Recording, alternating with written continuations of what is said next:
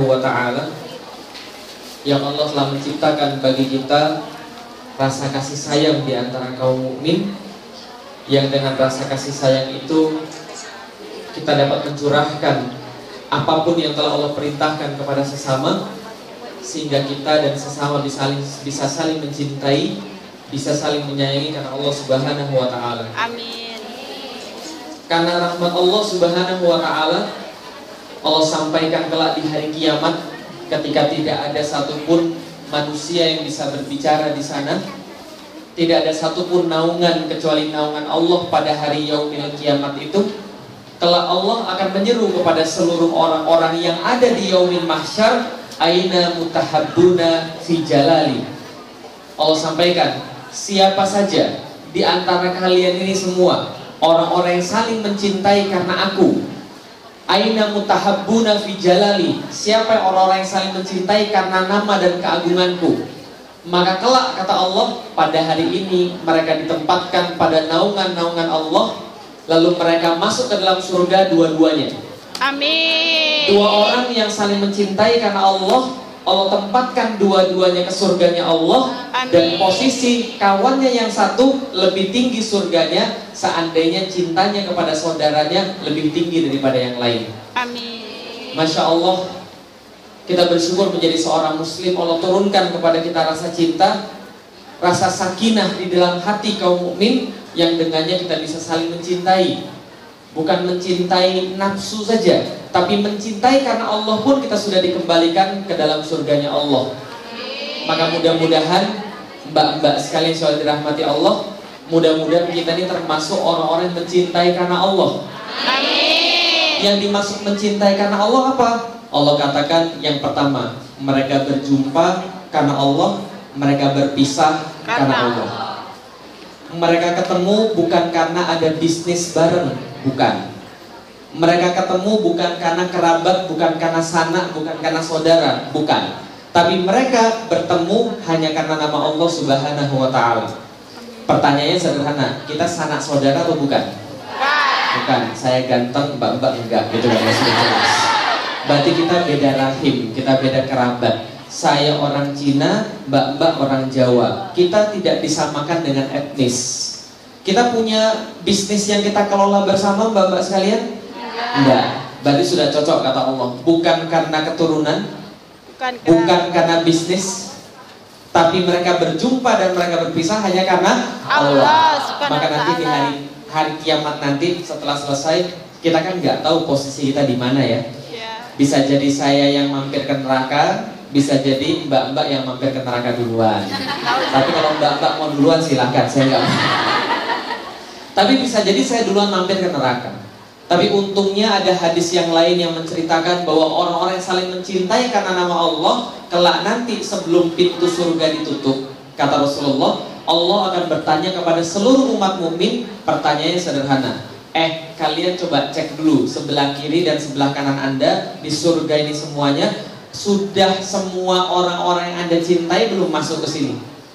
Sudah semua orang mukmin belum masuk ke sini? Kalau belum, coba sebutin namanya siapa. Bisa lihat, nggak ada Felicia ya, nggak ada Felicia. Ya Allah, tolong, ini kayaknya Felicia belum ada. Oh sebentar, Allah katakan dalam hadis itu, Allah katakan sebentar. Coba dilihat dulu, perintahkan malaikat cari dulu di neraka. Setelah diobok-obok di neraka baru dapat, oh ini Feli ketinggalan satu. Kemudian dilempar ke surga. Lah kenapa? Hanya karena cinta saudaranya kepada dia, karena Allah Subhanahu wa ta'ala. Bisa dipahami mbak-mbak sekalian. Maka kalau datang ke pengajian itu, cari teman yang solehah.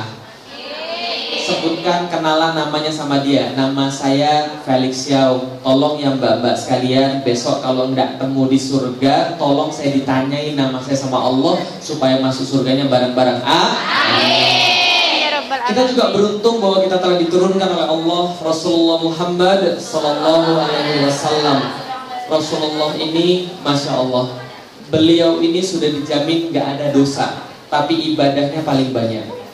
Beliau ini sudah dijamin gak ada dosa dan sudah dijamin pasti masuk ke dalam surga. Jangankan beliaunya, istrinya aja dijamin. Betul? Suatu waktu seorang Jibril datang ke tempat Rasulullah lalu berbicara, "Wahai Muhammad, salam dari saya dan salam dari Allah kepada Khadijah, istrimu." Mengapa? Karena Allah menyampaikan kepadaku bahwa dia akan mendapatkan rumah di surga yang terbuat dari mutiara. Tidak ada kerusakan, tidak ada kegaduhan di situ dan tidak ada keletihan di situ. Tidak ada kegaduhan dan tidak ada keletihan. Kenapa? Karena Khadijah istri Nabi Muhammad ini di dalam hidupnya letihnya luar biasa. Siapa di sini umurnya 55 tahun? Yang umurnya 55 tahun, angkat tangan. Sudah ada yang umurnya 55 tahun? Belum? Khadijah menikah dengan Rasulullah umurnya 40 tahun. Dan Rasul pada saat itu umurnya 25 tahun. Rasul diangkat menjadi Nabi umur berapa? 40 tahun. Berarti umurnya Khadijah berapa? 55 tahun. Dan 55 tahun seorang Khadijah itu naik turun Gua Hira itu sehari bisa 2 kali untuk nganterin makanan kepada Rasulullah Muhammad. Sudah pernah naik Gua Hira? Kita doain semoga yang ngaminin ke sana umroh minimal untuk menjadi orang yang amin. Nanti kalau pergi ke Gua Hira, jangan lupa kalau pergi nanti umroh ke Mekah, jangan lupa naik Gua Hira supaya kita menapak tilasi jejak Nabi itu seperti apa. Itu Gua Hira, ibu-ibu sekalian, bapak sekalian. Saya sama istri saya umurnya 31, istri saya juga sama umurnya 31. Kita masih 30-an tahun naik Gua Hira itu bolak-balik perlu waktu 3 jam. Padahal sudah ada tangganya. Zaman dulu belum ada tangga, batu-batu semua. Itu seorang Khadijah naik turun capeknya luar biasa demi itu Rasulullah. Itu mendapatkan jaminan surga daripada Allah Subhanahu wa taala. Rasul kita tuh Masya Allah. Lah kenapa? Beliau itu sudah dijamin masuk surga. Bahkan tidak hanya dijamin masuk surga, Allah sampaikan bahwa Muhammad sebelum kakimu menginjakkan pada surganya Allah, haram surga itu bagi yang lain. Enak ya? Kita ini bungsu tapi masuk surganya duluan. Ya kan ya? Nah sebelum kita ada agama yang lain gak? Ada agama Yahudi, ada agama Nasrani, gitu kan ya, yang besar-besar. Agama Yahudi ada, agama Nasrani ada, setelah itu agama Islam. Islam itu datangnya belakangan, buntut, bungsu, tapi masuk surganya duluan. Itulah enaknya jadi orang Muslim, masuk surganya duluan. Lah kenapa? Allah berkata surga itu diharamkan, gak mau nerima manusia satupun kecuali Muhammad Rasulullah menginjakkan kakinya dulu masuk, baru yang lain diikuti. Siapa yang berada di belakangnya Muhammad? Kita insya Allah.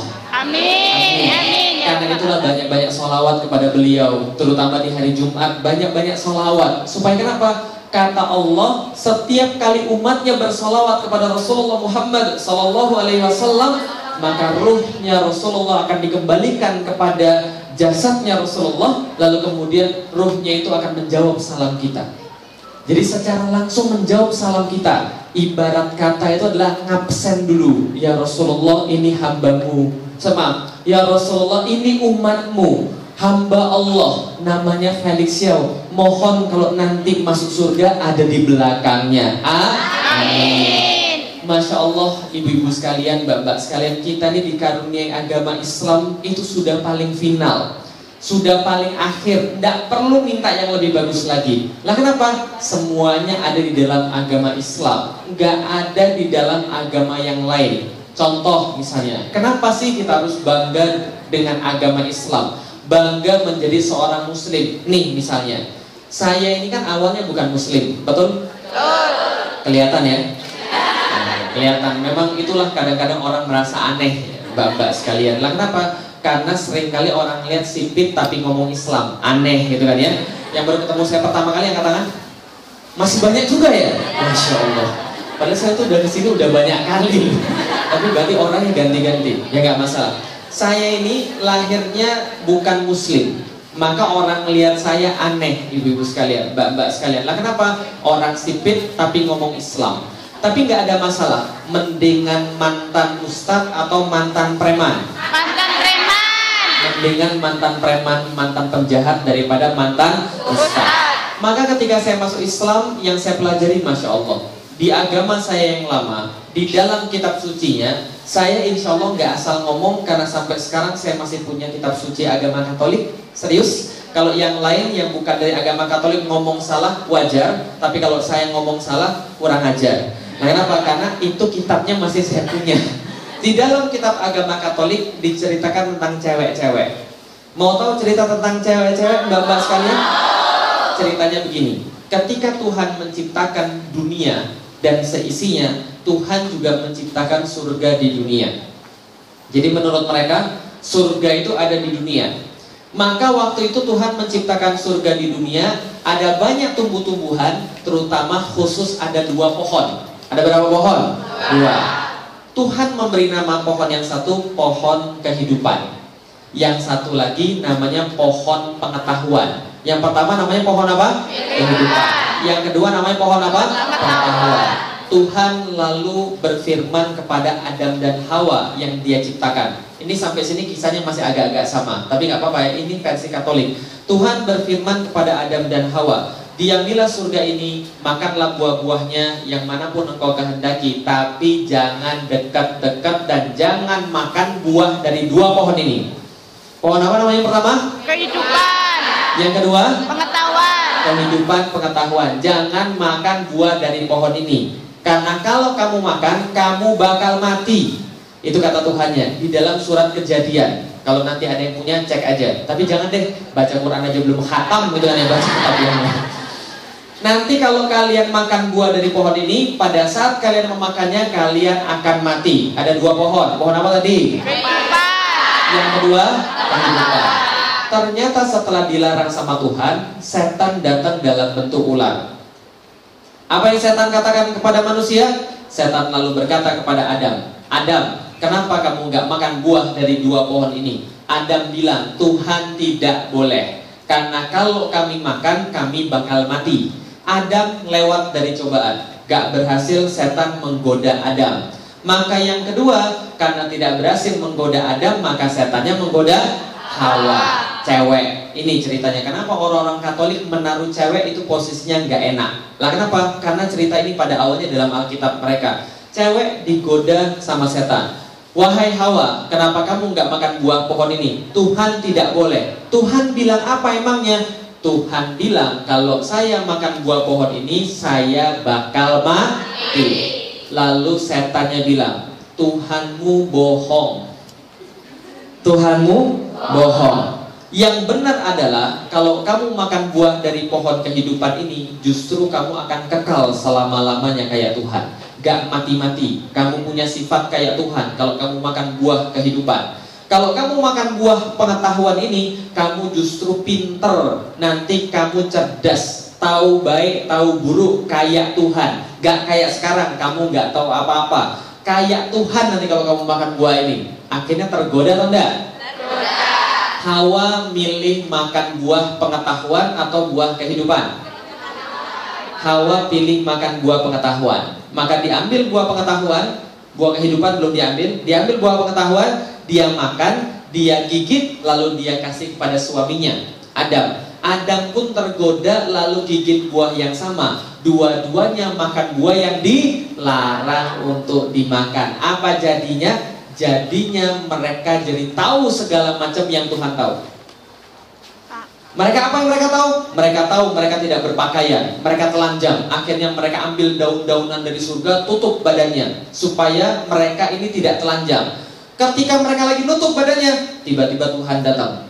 Lalu kemudian mereka tahu Tuhan datang, mereka sembunyi di balik semak-semak. Ini aneh nih, berarti Tuhannya ini bisa digibulin ya.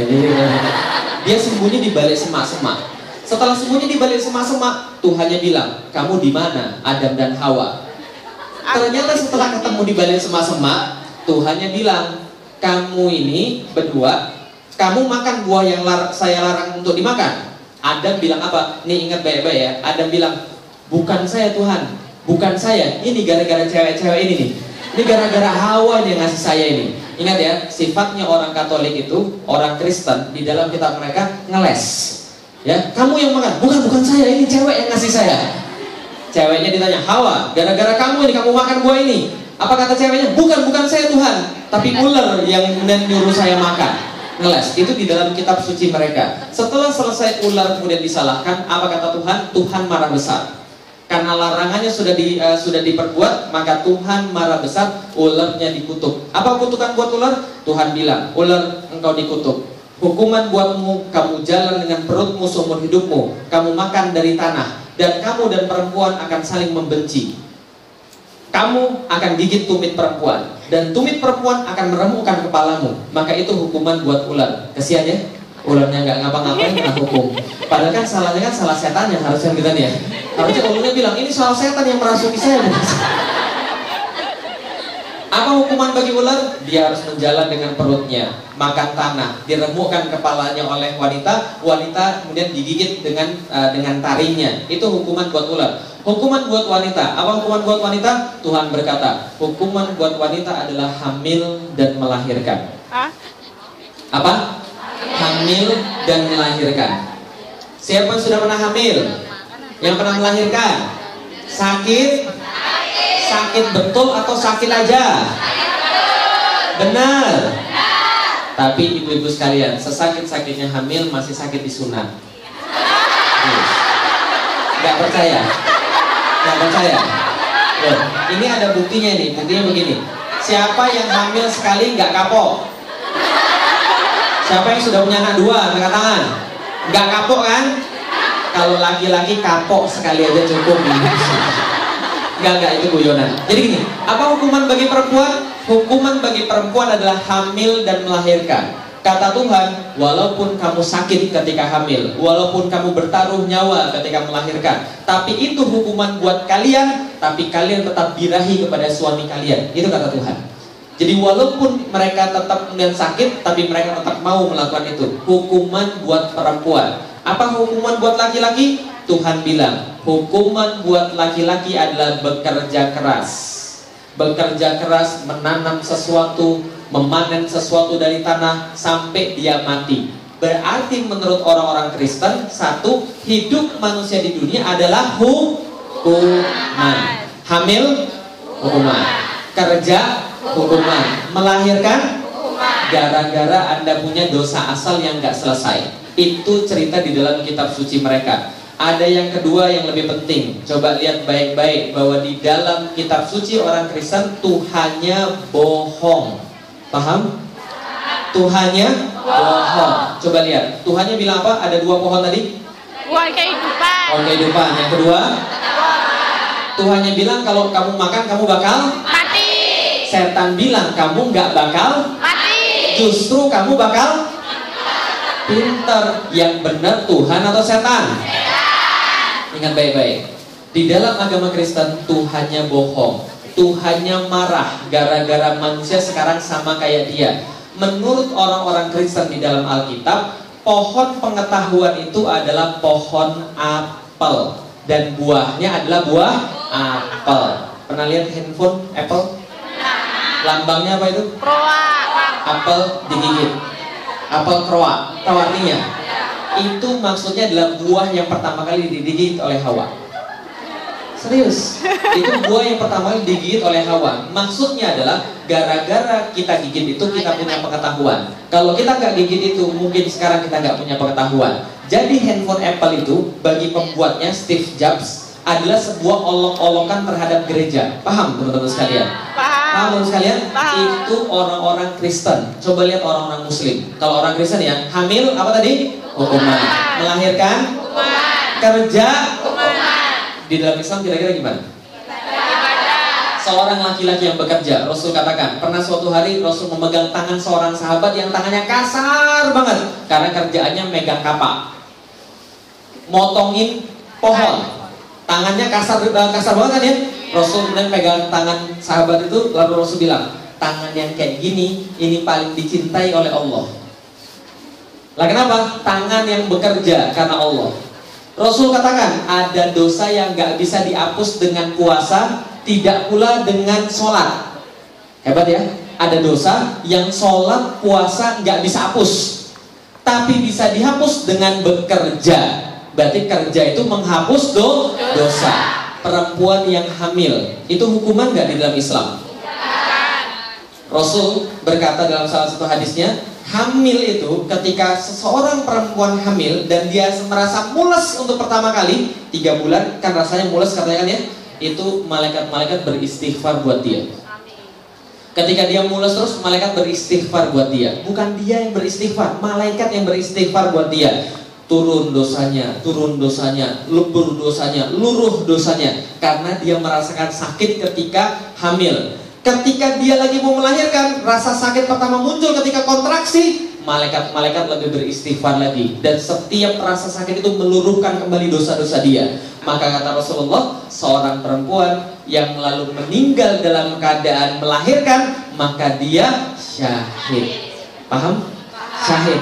Ibunya meninggal, anaknya selamat. Ibunya syahid, ibunya bebas dosa, yang dilahirkan bebas dosa. Ibunya melahirkan selamat, anaknya bebas dosa, kayak kertas yang putih, ibunya balik lagi bebas dosa. Makanya kan ya, kenapa orang-orang tuh gak kapok melahirkan? Kalau melahirkannya karena Allah yang benar ya, artinya ketika dia hamil ini semua karena Allah, diajarin anaknya yang baik, baca Quran yang baik, lalu melakukan amalan-amalan yang baik, insya Allah ketika itu peluru dosa, maka pas dia anaknya lahir bebas dosa, ibunya pun bebas dosa. Anaknya mati, anaknya bebas dosa, ibunya bebas dosa juga. Enak ya? Ibunya meninggal, ibunya syahid. Anaknya meninggal, anaknya bebas dosa, nungguin di surga. Maka tatkala ibu itu sudah meninggal, maka ada yang manggil-manggil dia dari surga. Ibu sini yuk bu, sini yuk bu. Ibu sini yuk bu. Loh kamu siapa? Enggak, sini aja dulu. Ya sini dulu. Lah ngapain? Ikut saya. Loh ikut mana? Ikut saya aja udah bu, ayo ikut saya. Setelah diantarin ke surga, ibunya ini bingung, ini siapa? Lalu anaknya bilang, saya anaknya ibu. Loh kok kamu sudah begini gede? Karena di surga nggak ada anak kecil, paham ibu-ibu sekalian? Di surga tuh nggak ada anak kecil, nggak ada nenek-nenek. Jadi kalau nenek-nenek meninggal masuk surga itu akan dikembalikan dalam keadaan 25-35. Itu hadis. Kalau anak kecil meninggal, dia akan dikembalikan dalam 25-35. Ya ukuran-ukuran orang lagi ganteng-gantengnya itulah pokoknya. Gitu kan ya? Nah, maka ketika itu dia baru sadar, Masya Allah, tatkala Allah menguji dia dengan kematian seorang anak dan dia ridho, dia pertama kali diucapkan bukan Allah tidak adil, Allah ini apa? Orang yang lain berzina punya anak, aku mau punya anak satu lalu keguguran, punya anak satu lalu meninggal. Enggak, bukan begitu. Ketika ucapan yang keluar dari lidahnya, innalillahi wa inna ilaihi rajiun, semua datang dari Allah dan semua akan kembali kepada Allah juga. Kalau ucapan yang pertama keluar itu surga bagi dia. Itu ujar Rasulullah.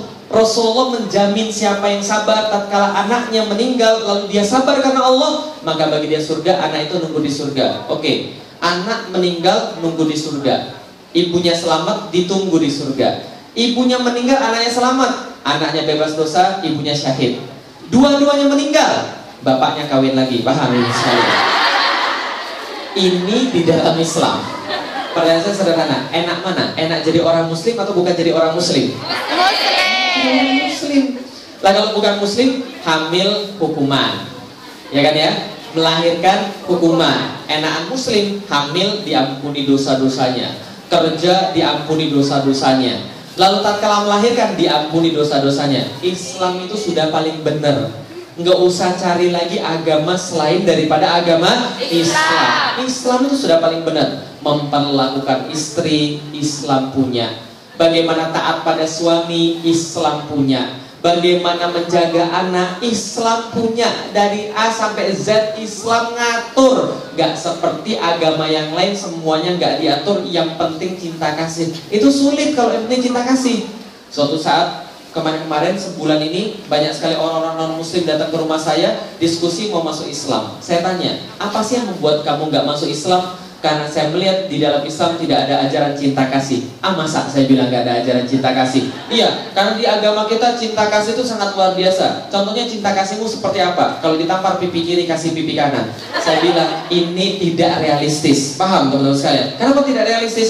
Mereka bilang begini, Islam tuh agamanya kejem. Islam tuh agamanya gak manusiawi. Lah kenapa? Ngajarin jihad. Oh iya, jamaah diharap berdiri dulu terus maju karena di belakang masih banyak yang ngantri. Yuk maju dikit yuk. Insya Allah saya nggak menggigit loh.